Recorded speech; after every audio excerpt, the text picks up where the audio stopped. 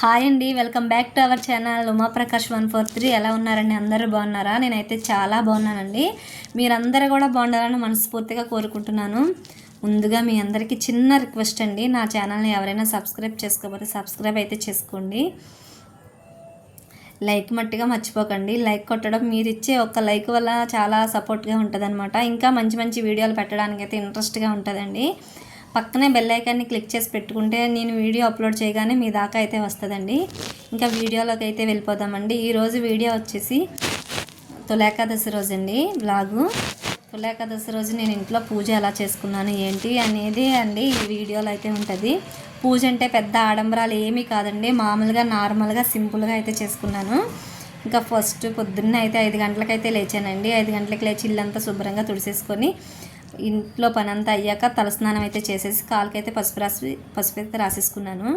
ఇంకా తర్వాత గుమ్మానికి కూడా పసుపు రాసి బొట్లు అయితే పెట్టుకున్నానండి. మా గుమ్మానికి ఆల్రెడీ ముగ్గులు అయితే ఉన్నాయి కదా, పెయింటింగ్ ముగ్గులు, అందుకని మామూలుగా అయితే ముగ్గులు అయితే వేసేసుకున్నాను. ఇంకా బయట విషయానికి వస్తే అండి, మాకైతే బయట ఎంత అందంగా ముగ్గు వేసినా కనిపించదండి ఆ టైల్స్ మీద.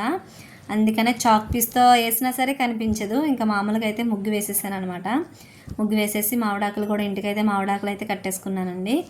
ఇంకా స్టవ్ కూడా, ఇంకా లక్ష్మీదేవి కదండి, అగ్నిదేవుడు మనకి ఫస్ట్ అక్కడ కూడా పసుపు రాసి పొట్టు పెట్టేసుకొని దండం అయితే పెట్టేసుకొని, ఈరోజు అయితే తులాకేదశి రోజు ఈస్ట్ గోదావరి వాళ్ళు ఎక్కువ కూడా ఆద్ది ఉండ్రాల ఆద్ది అయితే చేస్తారండి. నేను కూడా అదే చేస్తున్నాను. నేను ఎప్పుడు కూడా ఏకాదశి రోజు ఉండ్రాల ఆద్దే చేస్తాను.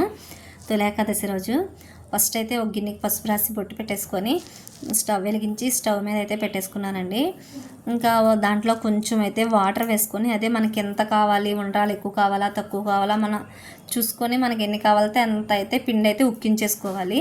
నేనైతే కొంచెం అయితే వాటర్ వేసి అందులో బెల్లం కూడా వేసి, బెల్లం కరిగిపోయాక మనం కొంచెం వరిపిండి వేసేసి ఒక్కసారి కలిపేసుకొని స్టవ్ ఆఫ్ చేసేసుకోవడం అండి. చక్కగా పిండి అంతా ఉక్కిపోయి బాగుంటుంది అనమాట. ఉండ్రాలు చుట్టి మనం మళ్ళీ ఎసరులో వేసినా సరే విడిపోకుండా ఉండాలి. ఇంకా ఆ పిండి అంతా ఒక ప్లేట్లోకి అయితే తీసేసుకొని మనం అదే గిన్నెలో మన ఆర్తికి అయితే కావాల్సిన ఎంత వాటర్కి అయితే మనం ఎంత అయితే కావాలా చేసుకుందాం అనుకుంటున్నామో అంత వాటర్ అయితే వేసుకోవడమే అండి. దానికి తగ్గ బెల్లం కూడా నేను వేసాను అనమాట. మనకి తీపిని తగ్గ బెల్లం కూడా వేసేసుకోవడమే. బెల్లం కూడా వేసేసుకున్నాక నేనైతే ఇందాక కొబ్బరికాయ కొట్టాను కదండి, నేనైతే కొబ్బరి అయితే మిక్సీ పట్టి అయితే వేస్తానండి. అందులో చాలామంది కొబ్బరి ముక్కలు కూడా వేసుకుంటారు, కానీ ఇక్కడ రాజమండ్రి తూర్పుగోదావరి సైడ్ అయితే ఎక్కువగా కొబ్బరి కూరే వేసుకుంటారు.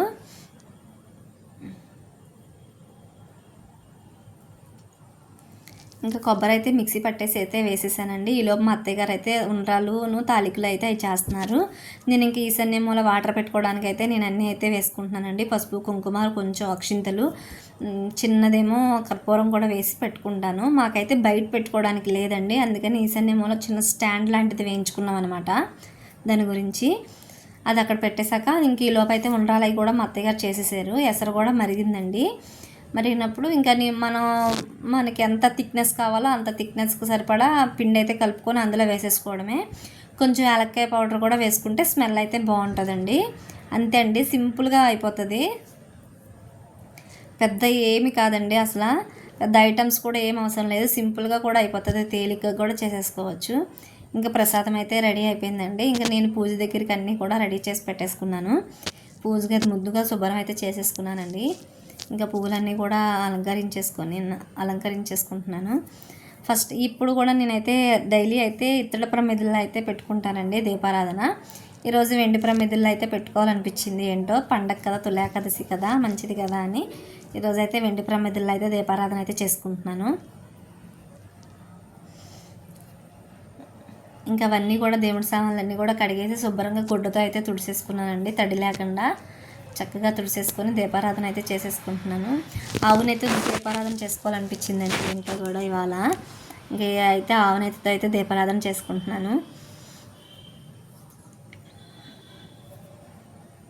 చూశారు కదండి, పెద్ద ఆడంబరాలు ఏమీ కాదండి, సింపుల్గా మనం డైలీ ఎలా చేసుకుంటామో అలాగే అనమాట. అంతే, ఎవరి స్తోమతకు బట్టి వాళ్ళు చేసుకుంటారు కదా. మనకి దేవుడి దగ్గర చేయవలసింది ఆడంబరాలు కాదండి, భక్తితో శ్రద్ధగా చేయడం కావాలి. అంతే కదా, ఏమంటారు మీరు?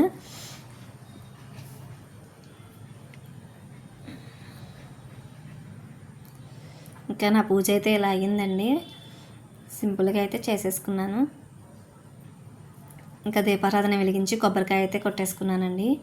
చక్కగా ప్రశాంతంగా దండం పెట్టేసుకున్నాను. ఇంకా ఈరోజు గుడికి వెళ్ళడానికి అయితే అవ్వలేదండి. ఫస్ట్ అయితే వెళ్దాం అనుకున్నాము, మా వారికి అయితే కుదరలేదు, అందుకని గుడికి అయితే ఏం వెళ్ళలేదనమాట. ఇంక ఇంట్లోనే ప్రశాంతంగా పూజ అయితే చేసేసుకున్నాను.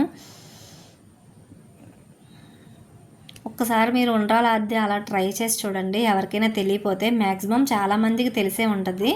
తెలియని వాళ్ళు ఎవరైనా ఉంటే అలా ట్రై చేయండి. చాలా సింపుల్గా అయితే అయిపోతుంది, చాలా బాగుంటుంది కూడా అండి.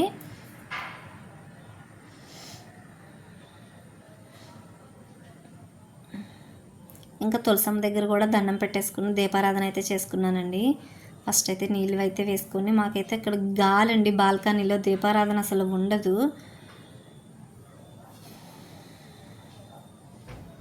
ఈరోజు వ్లాగ్ అయితే అంతే అండి, ఇలా అయితే జరిగింది.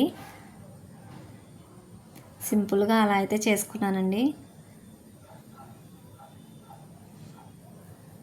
మీరందరూ ఎలా చేసుకున్నారో నా కామెంట్ సెక్షన్లో కామెంట్ చేయండి. అంతే అండి, థ్యాంక్స్ ఫర్